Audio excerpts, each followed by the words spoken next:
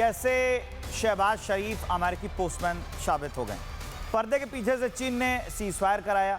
चीन ने ईरान को बातचीत के लिए राजी भी किया है और चीन ने हॉर्मुज़ पर ईरान का पक्ष लिया है। पाकिस्तान की भूमिका सिर्फ संदेशवाहक की रही है। शहबाज को ड्राफ्ट पोस्ट करने के लिए भेजा गया।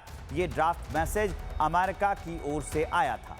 बाद में इस मैसेज को एडिट भी किया गया, जबकि पाकिस्तान ने सीज़फायर कराने का अपना दावा किया है। वहीं राष्ट्रपति ट्रंप ने चीन को सारा श्रेय दे दिया है कि चीन ने ये सीज़फायर कराया है। तो इस तरह से ये काफ़ी अहम हो जाता है।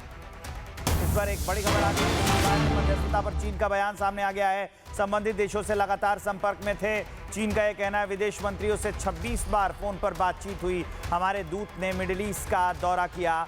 1 से 7 अप्रैल तक अनौपचारिक बैठकें की। लगातार बैठकों से सकारात्मक नतीजे निकले हैं। अब चीन ये साफ साफ कह रहा है ये सीज़फायर जो हमने कराया है उसमें पद्धति ये अपनाई गई है कि दूत ने, मतलब चाइना के दूत ने मिडिल ईस्ट में दौरे किए। 1 से 7 अप्रैल तक अनौपचारिक बैठकें चलती रहीं, मतलब अनऑफिशियल मीटिंग चलती रहीं, तब ये सीज़फायर हुआ है।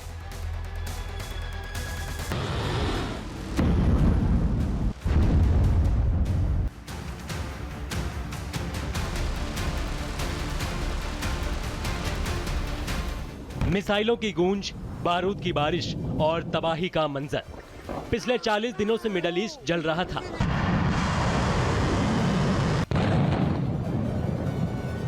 लेकिन ट्रंप की डूम्सडे डेडलाइन खत्म होने से ठीक पहले जंग पर ब्रेक लग गया।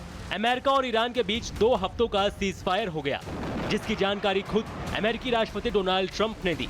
लेकिन इस सीज़फायर की स्क्रिप्ट वॉशिंगटन में नहीं बल्कि बीजिंग में लिखी गई। रिपोर्ट्स के मुताबिक चीन ने बैकडोर डिप्लोमेसी से ईरान को बातचीत के लिए राजी किया।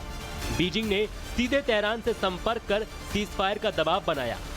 ग्लोबल ऑयल संकट का हवाला देकर चीन ने जंग रोकने की अपील की। चीन ने अपने आर्थिक प्रभाव का इस्तेमाल कर ईरान को मनाया। लंबी जंग से नुकसान का डर दिखाकर ईरान को झुकाया और वो चीन ही था जिसने शांति की पहल कर अमेरिका की रणनीति को बैलेंस किया। यानी अमेरिका फ्रंट पर था और चीन बैकडोर से गेम खेल रहा था।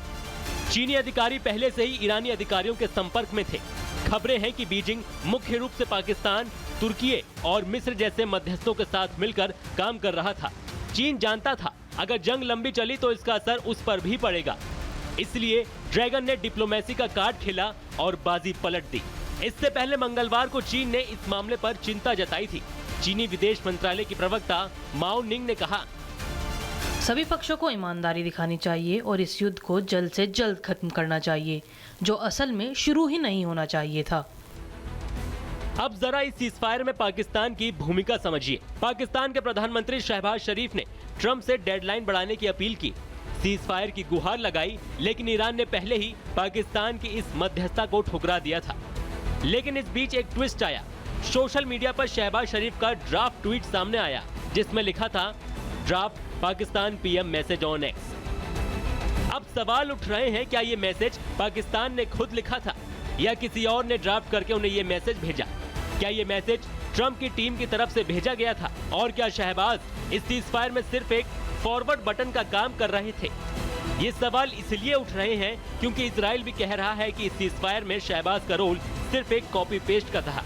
खुद डोनाल्ड ट्रंप ने माना कि वो चीन ही था जिसकी वजह से सीज़फायर मुमकिन हो सका। यानी सीज़फायर की असली चाबी बीजिंग के हाथ में थी और इस पूरे खेल में शहबाज शरीफ बस वही बोले जो उन्हें बताया गया।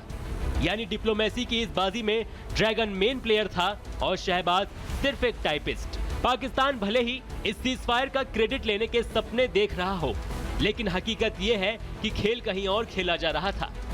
ईरान को बातचीत की टेबल पर लाने वाला कोई और नहीं बल्कि पर्दे के पीछे बैठा ड्रैगन था और शहबाज शरीफ बस मैसेज करने वाले एक डिप्लोमेटिक मोहरे से ज्यादा कुछ नहीं थे। Bureau report, Republic Bharat. कल यूएई के दौरे पर जाएंगे विदेश मंत्री एस जयशंकर। इस वक्त की बड़ी खबर है ये, यूएई के विदेश मंत्री के साथ जयशंकर की मीटिंग होगी। ऊर्जा सुरक्षा और सप्लाई को लेकर बातचीत संभव है। तो यूएई में एस जयशंकर होंगे और दौरा ये काफ़ी अहम है, क्योंकि ये जो दौरा है वो ऊर्जा से जुड़ा हुआ होगा। ऊर्जा सुरक्षा और सप्लाई को लेकर बातचीत होगी और ये यूएई का दौरा होगा। ये बड़ी अपडेट है। कल यूएई के दौरे पर जाएंगे विदेश मंत्री अजय शंकर। इस बीच एक और बड़ी अपडेट आ गई है। इरबिल पर अमेरिकी बेस पर ड्रोन से अटैक हुआ है। हरीर में अमेरिकी सैन्य बेस पर हमला हो गया है। इरबिल पर अमेरिकी ड्रोन से अटैक हुआ है। इरबिल पर अमेरिकी बेस पर ड्रोन से अटैक, उसकी तस्वीरें हम आपको दिखा रहे हैं। ये ड्रोन अटैक की तस्वीरें हैं। हरीर में अमेरिकी सैन्य बेस पर जो हमला हुआ है उसकी तस्वीर आप देखिए। यूएस बेस पर यह हमला हुआ। हालांकि ये पहले की तस्वीर हो सकती है क्योंकि अब सीज फायर लागू हो चुका है, लेकिन 40 दिनों की जंग कितनी भयावह रही और कैसे हमले होते रहे, ये अभी की तस्वीरें हम आपको दिखा रहे हैं। ये अभी की तस्वीरें हैं। यूएस बेस पर हमला हुआ है। हालांकि दोनों देशों ने सीज फायर का ऐलान किया है। सीज फायर पर वो मान गए हैं, लेकिन उसके बाद भी ये हमला हुआ है।